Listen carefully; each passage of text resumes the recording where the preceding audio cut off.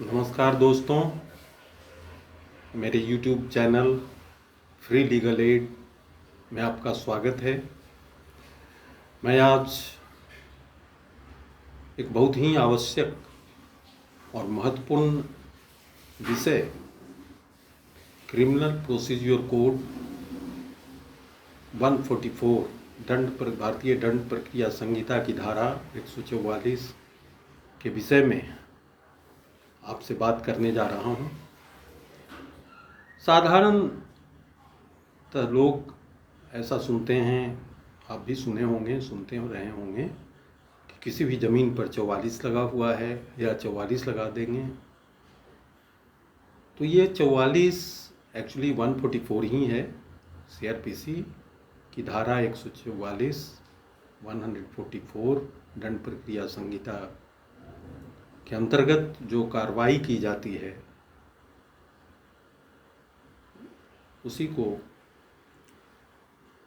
के बारे में हम ये कहते हैं। भारतीय दंड प्रक्रिया संहिता की धारा 144 के अंतर्गत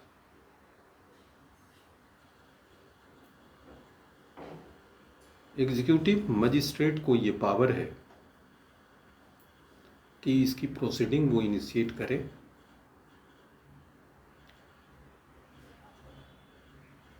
दो तरीके से किया जा सकता है, या तो आप खुद, जो व्यक्ति है, एप्लीकेंट है, आवेदक है, वो वहाँ जाए और अपनी बात आवेदन दे एग्जीक्यूटिव मजिस्ट्रेट SDO कोर्ट में कि उक्त जमीन या उक्त विषय पर शांति भंग होने की संभावना है, सारे तथ्यों के साथ।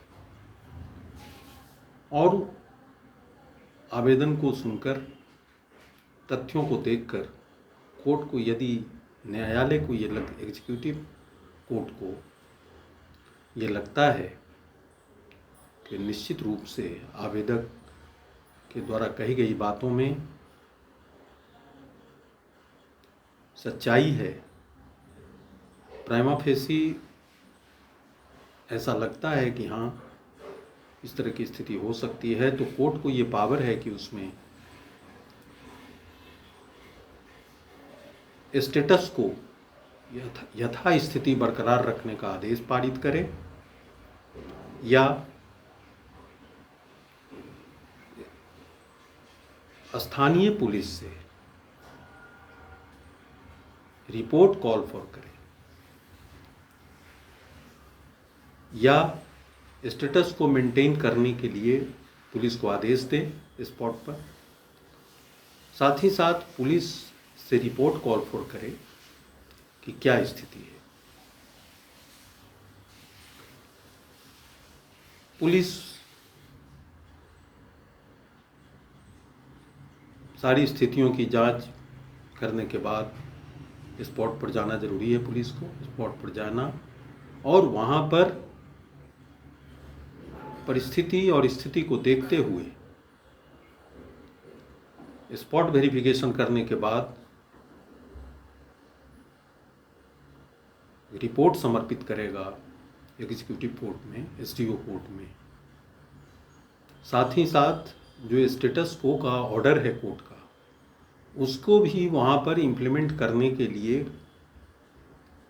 पुलिस अपने तरफ से प्रयास करेगा। जो भी पार्टी उसमें इन्वॉल्व हैं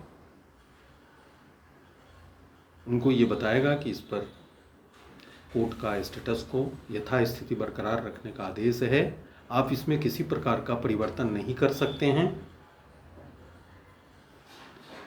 साथ ही साथ रिपोर्ट्स समर्पित करेगा पुलिस, और उस रिपोर्ट पर कोर्ट को ये लगता है कि हाँ, निश्चित रूप से यहाँ पर कोर्ट के द्वारा हस्तक्षेप करने की आवश्यकता है, तो कोर्ट हस्तक्षेप करेगा तथा 144 की प्रोसीडिंग इनिशिएट करने का आदेश देगा।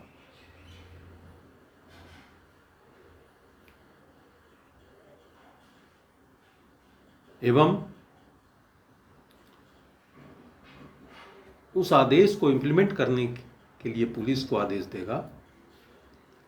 पुलिस वहाँ पर जा कर के स्पॉट वेरिफिकेशन करके स्पॉट पर जाना और वहाँ लोगों को ये बताना कि हाँ, इस परिस्थिति या इस स्पॉट के लिए कोर्ट का 144 का प्रोसीडिंग इनिशिएट किया गया है कोर्ट के द्वारा, और किसी भी व्यक्ति को शांति भंग करने का अधिकार नहीं है।